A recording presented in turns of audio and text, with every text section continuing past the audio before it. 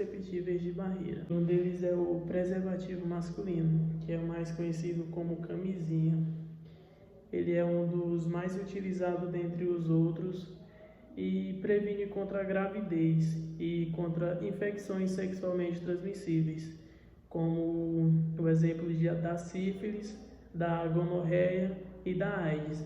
O seu modo de usar ele é bem prático e eficaz. O seu modo de usar é com o pênis ereto. Ele deve ser descamado por sobre o pênis ereto antes do ato sexual. E depois do ato sexual ele é descartável e jogado fora. Assim como temos a camisinha masculina, também temos a camisinha feminina, que apesar de não ser tão popular quanto a masculina, também é um método contraceptivo de barreira, prevenindo tanto a gravidez como doenças sexualmente transmissíveis. Tem um tamanho maior que a masculina, 15 cm de comprimento e tem um formato de cilindro, com anéis flexíveis nas extremidades. Uma destas fechada será introduzida próximo ao colo do útero e a outra será disposta fora da vagina. Funciona como os demais preservativos. A única diferença é que seu uso é interno e tem 79% de eficácia. A camisinha feminina não é tão utilizada quanto a masculina, pois a aceitação ainda é tímida. Especialistas acreditam que há um certo preconceito e as mulheres que já utilizaram não querem repetir a experiência, pois relatam um certo desconforto, embora elas reconheçam que é segura tanto quanto a gravidez contra as doenças sexualmente transmissíveis.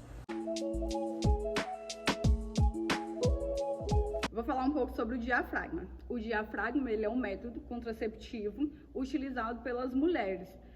Ele se compõe em um anel flexível formado por uma membrana de silicone ou látex. O diafragma possui um formato cupular que deve ser introduzido na vagina, de modo que cubra todo o colo uterino. O diafragma ele não possui um tamanho único, isso varia muito de paciente a paciente. Ele tem uma vantagem que ele pode ser reutilizado. Depois do uso, a pessoa faz a higienização e já está ok. Ele tem um modo de ser usado para você inserir ele de 30 a 15 minutos antes do ato sexual. E para remover ele tem que ser no mínimo 6 horas e no máximo até 24 horas. Ou seja, você pode passar até 24 horas com ele inserido no colo, no útero. O diafragma tem de vantagem da mulher conhecer o seu próprio corpo. Ele não atrapalha o aleitamento materno, não envolve o círculo menstrual, a durabilidade dele também é bem mais extensa. Ele pode ser interrompido na hora que a mulher desejar, na hora que ela não se sentir mais confortável, na hora que ela tiver com vontade de passar para uma nova fase da vida dela, ela pode interromper sem problema nenhum. Bom, vou falar sobre o método contraceptivo, sobre o espermicida. Ele é uma substância química na qual tem a eficácia de matar os espermas antes que ele encontre algum óvulo. A sua eficácia dele é de 71%. Os efeitos colaterais dele são dores de cabeça, náusea e perca de peso. A desvantagem dele é que ele é menos eficaz do que a camisinha. Então, sendo ele usado por si só, se torna menos eficaz que a camisinha e não protege contra as doenças IST. Eu vou falar sobre o método capuz cervical. O capuz cervical é um copo de silicone em formato de chapéu. É colocado na vagina e posicionado no colo do útero. O capuz cervical impede a entrada dos espermatozoides no colo do útero. O capuz cervical se parece com o diafragma, mas é menor e mais rígido.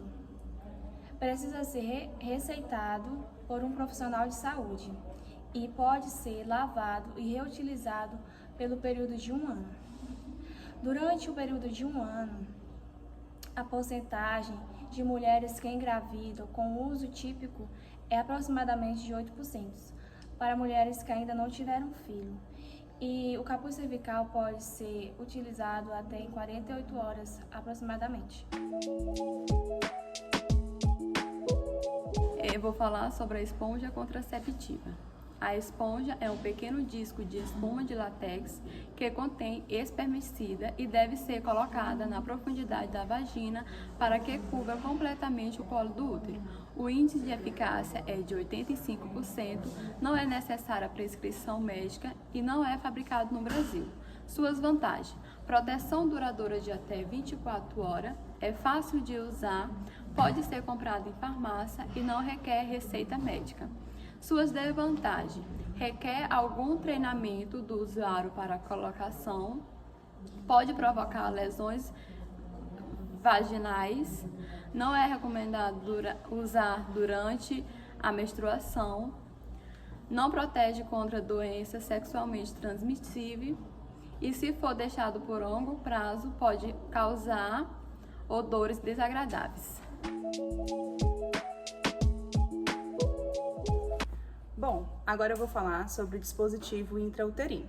O DIU é um pequeno objeto de plástico flexível em formato de T, que é introduzido no útero da mulher com o intuito de impedir a passagem dos espermatozoides até o óvulo. Este método contraceptivo é de longa duração, eficaz e reversível, pois após sua retirada, a mulher tem retomado a sua fertilidade. Por isso tem sido bastante requisitado.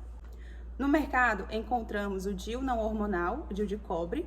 Ele tem a duração de 5 até 10 anos e ele age como barreira mecânica. Já o DIU hormonal, o DIU de Mirena, ele tem a duração até 5 anos e ele, além de barreira mecânica, ele age como tratamento, pois após inserido, ele começa já a liberar o hormônio progesterona no útero da mulher. Então, é indicado para tratamentos de endometriose. É indicado para mulheres no período fértil, porém, antes do procedimento, recomenda-se a consulta ginecológica, a realização do exame Papa Nicolau, que é o preventivo, e a ultrassom transvaginal, para obter-se uma visualização anatômica completa deste órgão. Porém, quando há infecções uterinas, não é indicada a sua colocação, pois o DIU por si já causa e já aumenta o risco de infecções.